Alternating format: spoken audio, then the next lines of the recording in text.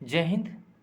आज हम लोग देखने वाले हैं बिहार। जो आप लोग को मालूम है, अभी बिहार में एसएससी का एग्ज़ाम जो है आने वाला है, और आप लोग भी आशा करते हैं अच्छे से पढ़ रहे होंगे, तैयारी कर रहे होंगे। तो मेरे चैनल के माध्यम से आपको वह क्वेश्चन देखने को मिलेगा जो बिहार एसएससी में पूछे जाएंगे या पूछे गए हैं। ना गवाते हुए जो है हम लोग क्वेश्चन की ओर बढ़ते हैं, देखते हैं किस तरह का क्वेश्चन जो है बिहार एसएससी में पूछा जाता है या पूछे गए हैं। परिचित होते हैं क्वेश्चन से। पहला क्वेश्चन है, भारतीय अर्थव्यवस्था किस प्रकार की अर्थव्यवस्था है? तो भारतीय अर्थव्यवस्था जो है मिश्रित अर्थव्यवस्था है। कहने का मतलब ये है, जो हमारे देश में, हमारे देश के विकास के लिए, हमारे समाज के विकास के लिए जब सरकार या निजी कंपनी, निजी व्यवस्था मिल करके कार्य करके हमारे देश को विकास के लिए या हमारे समाज के विकास के लिए सोचते हैं, इसी को हम मिश्रित अर्थव्यवस्था के रूप में जानते हैं। चलिए अब और उदाहरण जो है आपका दिया हुआ है, आप पढ़ सकते हैं। जैसे दिया हो, मिश्रित अर्थव्यवस्था एक ऐसी प्रणाली है जो पूंजीवाद और समाजवाद को जोड़ती है। इसमें सभी क्षेत्र यानी निजी, जिसको हम प्राइवेट सेक्टर कहते हैं, सार्वजनिक और संयुक्त एक साथ मौजूद हैं। सरकार और निजी कंपनियां मिलकर संबंधित प्रभाव की जिम्मेदारियां संभालती हैं। यह सामाजिक सुरक्षा और सार्वजनिक शिक्षा सुविधाओं को बढ़ावा देती है। मिश्रित अर्थव्यवस्था एक ऐसी प्रणाली है जो देश एवं समाज के विकास के लिए जाने जाते हैं। चलिए बढ़ते हैं हम नेक्स्ट क्वेश्चन की ओर।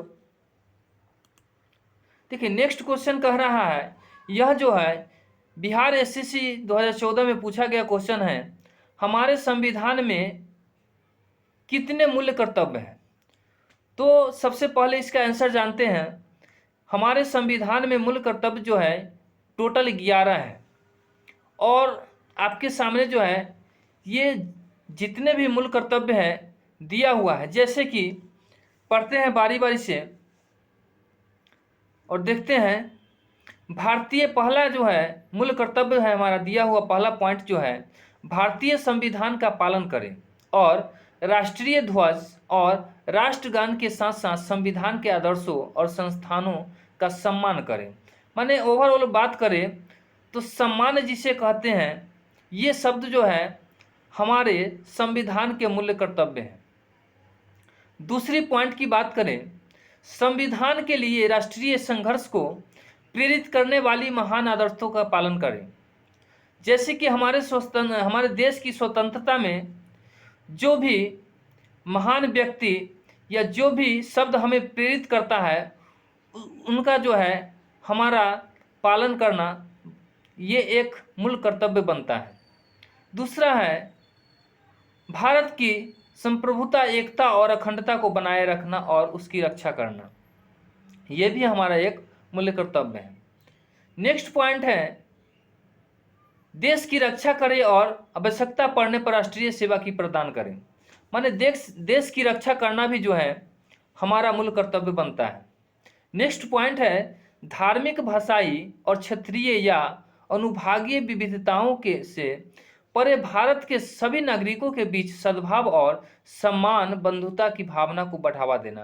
माने कहने की मूल मंत्र ये है, जो हमारे समाज में, हमारे देश में किसी भी वर्ग की व्यक्ति जो है रह रहे हैं, चाहे भाषा उनका कोई हो, हम लोग जो है एक समान नागरिक है, समान अधिकार है। तो देश की मिश्रित संस्कृति की समृद्धि विरासत को महत्व दे और उसका संरक्षण करें।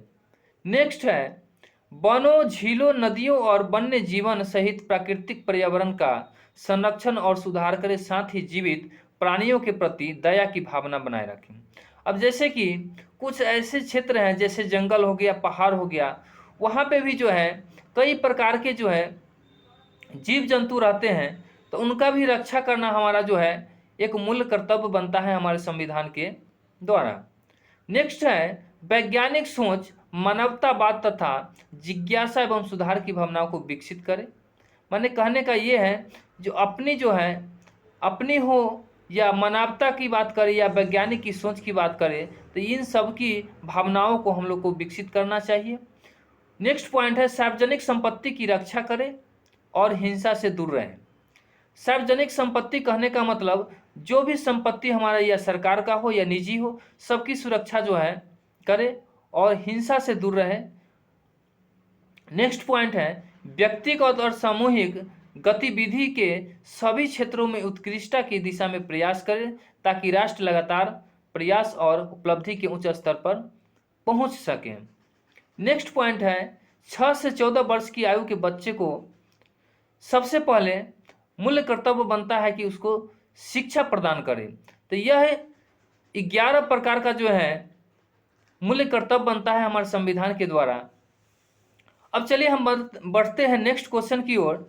नेक्स्ट क्वेश्चन कह रहा है भूकंप को और किस नाम से जाना जाता है।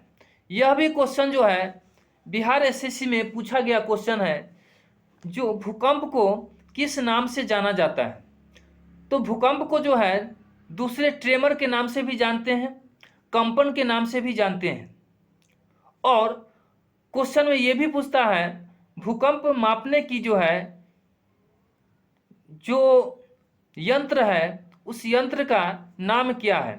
तो भूकंप मापने का यंत्र का नाम है सीस्मोग्राफ। सीस्मोग्राफ के द्वारा जो है भूकंप मापने की जो है तरीकों को अपनाते हैं। उसके बाद कई प्रकार के जो है भूकंप जो है पूरे विश्व में या दुनिया में कहे तो कई प्रकार के भूकंप हैं। जैसे टेक्टोनिक भूकंप, यह किस प्रकार की भूकंप है। तो शॉर्ट में ही बात करते हैं। अगर आप लोग कहिएगा जो नहीं सर आप जो है इसका थोड़ा डिटेल्स में भी बताइए तो ज़रूर जो है मैं इसका पर्सनल वीडियो बना के लाऊंगा जो काफ़ी अच्छा वीडियो होगा, आपको अच्छे तरह से समझ में आएगा। काफ़ी जो है माने देहाती भाषा में कहते हैं, गांव की भाषा में उस वीडियो को लेकर के आएंगे अगर आप कहेंगे तो टेक्टोनिक भूकंप, जो भूकंप टेक्टोनिक प्लेट की मूवमेंट के कारण उत्पन्न होता है उसे टेक्टोनिक भूकंप के नाम से जाना जाता है। इस प्रकार के भूकंप दुनिया भर में काफ़ी आम माने जाते हैं। टेक्टोनिक भूकंप की वजह से पूरी दुनिया में सबसे अधिक विनाश होता है। देखो यह जो है एक, उसके बाद है ज्वालामुखीय भूकंप। ज्वालामुखीय भूकंप जो है बेलकेनो के फटने के कारण भारी भरकम मात्रा में अपने अंदर मौजूद एम्बेडेड प्रेशर का बहाव की ओर निकलता है। माने एम्बेडेड प्रेशर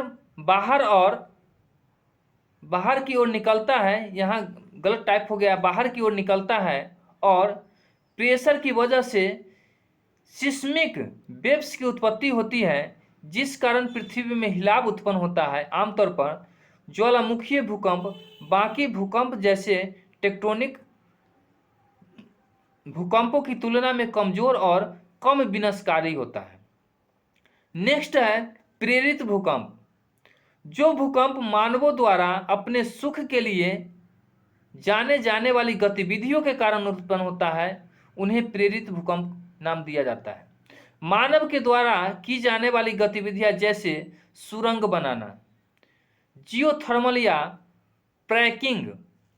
फ्रैकिंग परियोजना को शुरू करना या फिर किसी प्रकार की न्यूक्लियर बॉम्बिंग करने या रेजर्वोयर या रस को भरने से उत्पन्न होने वाली भूकंपों को प्रेरित भूकंप कहा जाता है। नेक्स्ट और जानते हैं पतन भूकंप।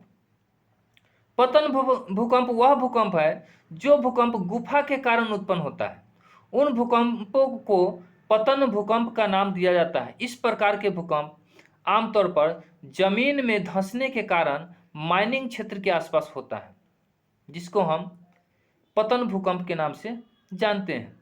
तो ये कुछ क्वेश्चन हैं, अगर आप इसका डिटेल्स जानना चाहते हैं तो इतना कम समय में तो संभव नहीं है क्योंकि टेक्टोनिक भूकंप हो गया, ज्वालामुखीय भूकंप हो गया, प्रेरित भूकंप हो गया, पतन भूकंप हो गया, अगर इसको आप विशेष वीडियो के माध्यम से देखना चाहते हैं तो घंटों लगेगा आपको इसकी जानकारी प्राप्त करने में। जो कि अगर आप चाहते हैं जो नहीं सर आप जो है इस वीडियो को लेके आइए, आप जो है मेरे चैनल पर जो है मैसेज कीजिएगा, और मैं ज़रूर जो है अगर आपका मैसेज रहा तो मैं ज़रूर जो है अपनी भाषा में, गांव की भाषा में जो है समझाने का कोशिश करूंगा, जो आपको आसानी से समझ में आए और इससे बच सके। क्योंकि भूकंप जो है हमारे कारण भी होता है, जिसको हम प्रेरित भूकंप से के नाम से जानते हैं। तो इसमें जो है हम लोग इतना तो ज़रूर कर सकते हैं, जो जितने हो सके हमारे कारण जो है यह भूकंप कम हो, ये चेष्टा करेंगे, कोशिश करेंगे। तो चलिए आज जो है हम इसी क्वेश्चन के साथ जो है इस क्लास को समापन करते हैं। मिलते हैं नेक्स्ट वीडियो में नेक्स्ट टॉपिक के साथ, नेक्स्ट क्वेश्चन के साथ। अगर आपको यह वीडियो अच्छा लगेगा तो चैनल को लाइक कीजिएगा, सब्सक्राइब कीजिएगा, शेयर कीजिएगा। बस यही हमारे लिए जो है काफ़ी है। धन्यवाद।